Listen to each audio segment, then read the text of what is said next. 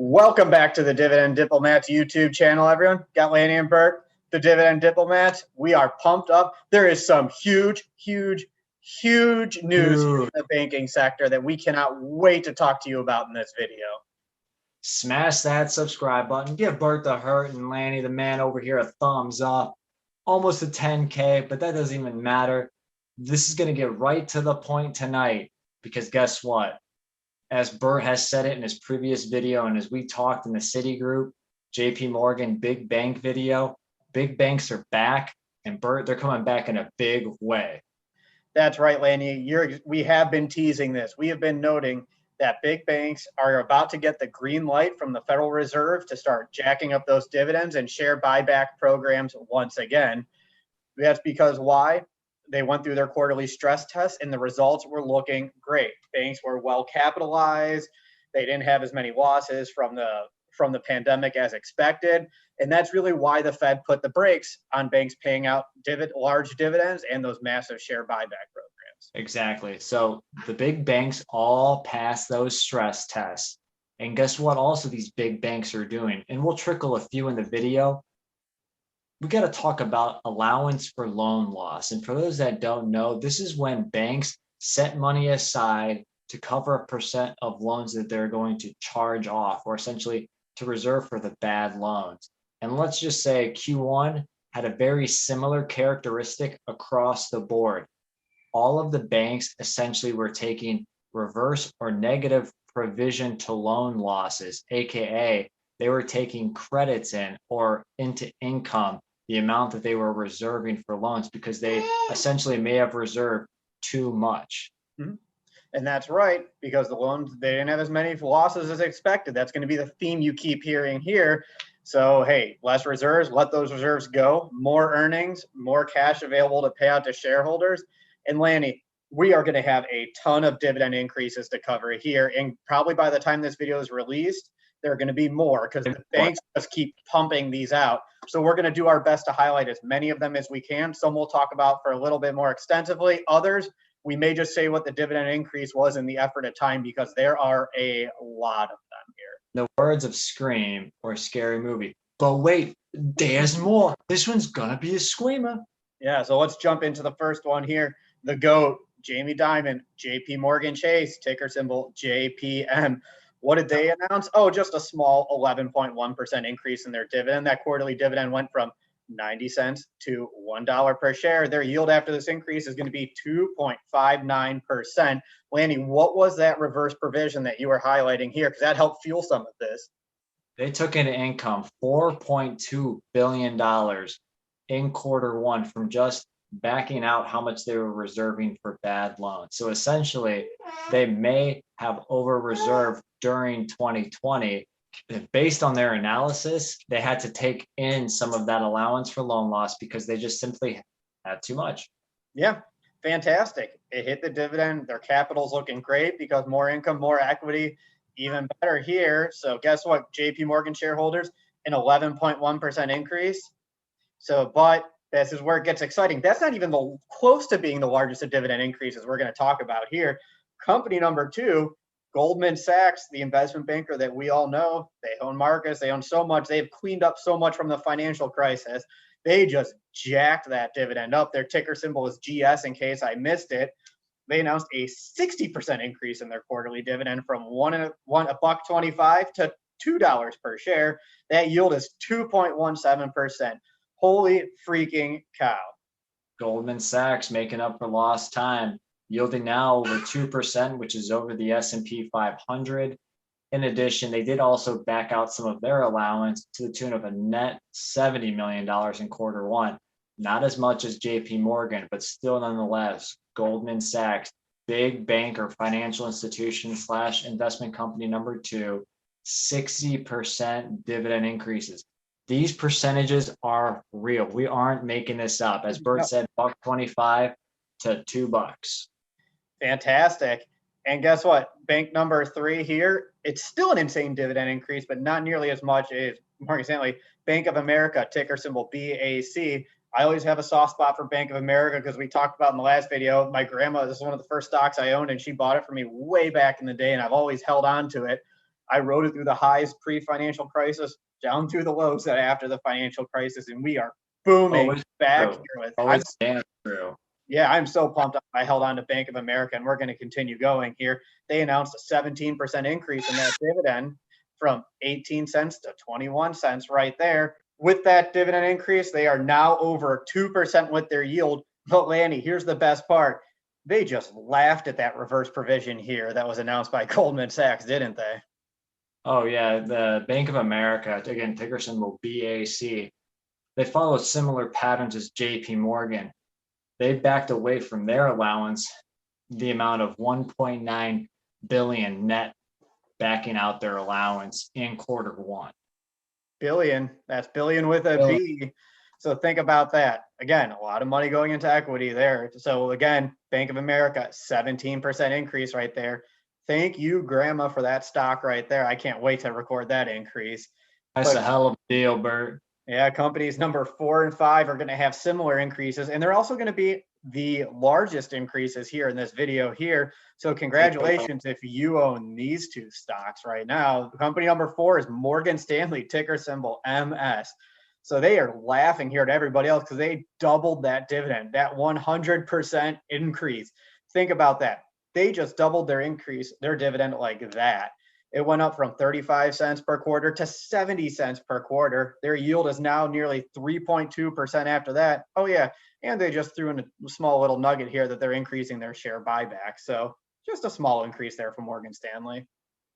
So Morgan Stanley, ticker symbol MS, doubling of the dividend, almost 2 times the S&P 500 yield at 3.19%. But Bert mentioned 2 stocks. So now we're going to jump into the old bank that Warren Buffett used to love, keyword used. This is one of those legacy iconic banks that may have lost a horse or two on the carriage here. If you look at the logo, ticker symbol WFC, Wells Fargo, and they increased their dividend. Shocker. They not only increased it, but they doubled their dividend as well, just like Morgan Stanley, from 10 cents to 20 cents. The big piece to remember here is that they cut, slashed, beat down, stunnered, pedigreed, chokeslam, people's elbow, their dividend down to 10 cents. The selling happened. Everybody dumped, ditched, I think your wagon analogy was right there. The horses were definitely leaving that wagon, Lanny. You hit that one on the head. So they doubled their dividend from 10 cents to 20 cents. Now they yield almost 2% at 1.75%. But they also backed out some of that allowance for loan loss on their balance sheet. And they took a net $1 billion into income in Q1 from just that facet alone. Yeah, that is fantastic. I mean, yeah, Wells Fargo was left for dead a while ago by so many, especially as they got into that regulatory hot water there for some of their banking practices. But it's great to see that they increased their dividend 100%. The yield now is in line with the market. So it brings some investors potentially back to the table, knowing that you're getting something in line with the market and you're seeing some dividend growth and some buyback activity there. Yeah, those buybacks were insane. They announced up to $18 billion.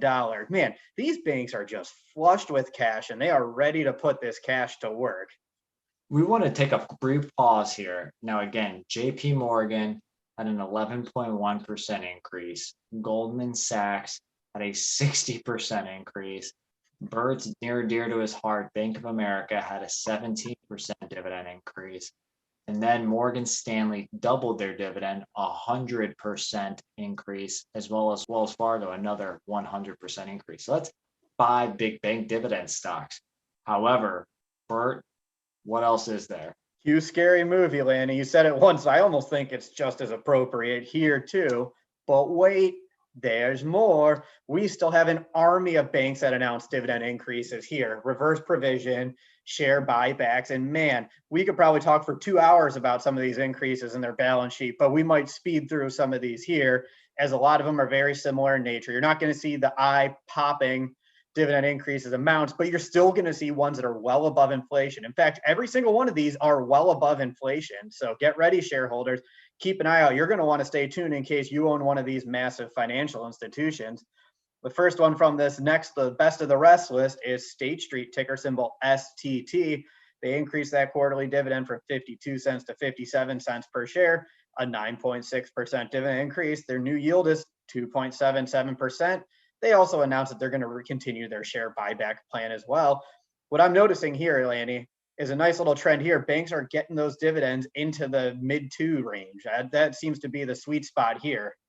The big banks, it's always hard to get a yield that's above 2%, let alone 3%. So it is nice to see, State Street, get closer and closer to 3%, as well as some of these other stocks that we'll list off here. Yeah, so there was your nice little increase for State Street. The next one on this list is Bank of New York Mellon, ticker symbol BK. Another bank, man, they just edged out State Street's 9.6% increase with a 9.7% dividend increase of their own, increasing that dividend from 31 cents to 34 cents per quarter. Their yield is also in the same ballpark, 2.67%. What jumped out for Bank of New York Mellon is that 6 billion share buyback program that was announced there. Again, that's billion with a B. Next, again, we'll try to take a pause so you can see all the information. We'll put a chart up here at the very end of the video for all the big banks doing big dividend increases. But PNC Financial, all those people out in PA, we're representing OH. IO. So, we'll give you a little bit of love out there in the Pittsburgh area. But don't forget too, they had to buy during the financial crisis Cleveland's own National City Bank. So there's a piece of Cleveland that's wrapped up inside of PNC Financial Group. Right, that's right. So PNC had a nice juicy 8.7% increase. So they went from $1.15 to $1.25. Almost $3 billion share buyback was announced. And again, in case you're wondering what buybacks really can do to a financial statements, is when you reduce the number of shares outstanding, that's a way to also increase the earnings per share, which helps the stock price, payout ratio, dividend growth. Yeah, you're pushing down that payout ratio. So the yield now is 2.6%. And similar to some of the other big banks, PNC actually took $551 million back into income from that loan loss pool in Q1.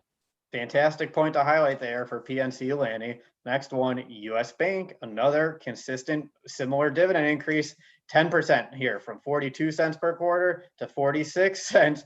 They what I like about US Bank here, and it might be time to look at them and see if they're an undervalued stock to buy, is their yield after this is 3.19%. So I know you mentioned a little bit ago, Lanny, it's hard to get strong, large banks over 3%. US Bank said, hold my beer, let's get over that 3% mark with this increase.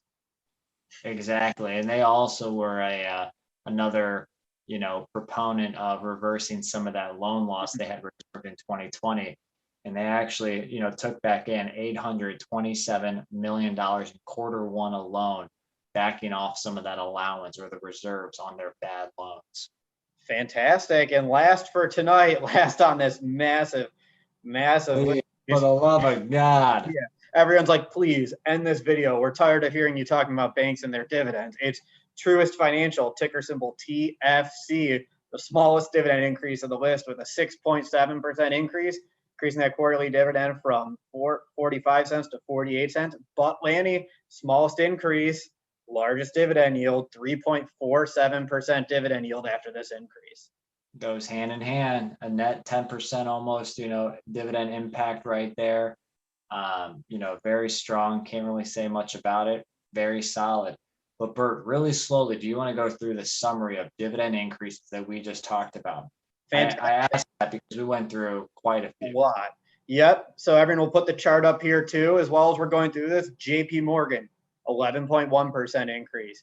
Goldman Sachs, 60%. Bank of America, 17%. Morgan Stanley, Tombstone, 100% increase. Wells Fargo also tombstoning at 100%. Those two are by far the largest here on our video today. State Street with a 9.6%. Bank of New York Mellon, 9.7%. PNC Financial, 8.7%. US Bank, 10%. Truist Financial here, 6.7%. There was a big article on Barron's that mentioned that the top 20 largest banks seen an average of about 10% across the board, across all the banks. The yields now are in the 2 to 3% right now on average, according to Barron's. The sector was trending upwards as well from just an overall index. So right now, banks are on fire. The one thing I want to point out here is, don't build this into your anticipation going forward. This could have been just a catch up from 2020 and 2021, kind of meshed into one. What do you think, Bert? No, I think that's a very strong point. Banks were forced to hold back from increasing dividends last year because of the pandemic. So they're calculating what's the right capital ratio, what's the right metric of where we're comfortable being. That's fluid, that can constantly be changing. So it's a very good point for you to highlight that, Lanny. Yeah, I mean, I won't say that you're going to get 100% dividend increases going forward across the board. Yeah, the regulator might be knocking on Morgan Stanley's door if they do that one too many times. You may see Wells Fargo still have some solid dividend growth rate going forward because they're still one of the lower yields here. Yeah. I'm sure that there's still a lot of room for them to run. Yep. Obviously, they have to tread that pretty lightly. Couldn't agree. And everybody, remember, this is going to be very fluid over the next few days. There are going to be other banks that are announcing large dividend increases. This definitely isn't the full list, but this was kind of the first shot out of the gate of banks announcing dividend increases after the Fed gave them the green light. So if others aren't announced that aren't covered in this video, please leave them in the comments section below. We would really appreciate it. Again, if you stuck around through this whole video on the big banks bringing big dividends, give this video a thumbs up. Don't forget to subscribe to our channel. Again, we try to do our best to come out with the information on this video to all the comments that we received on the last video. We appreciate it. We always try to get better. Bert, any other parting words? Nope. Thanks, everybody, again. We appreciate it. Let's get to 10K. All right. That was Bertha Hurt and Lanny from the Dividend Diplomats. Over and out.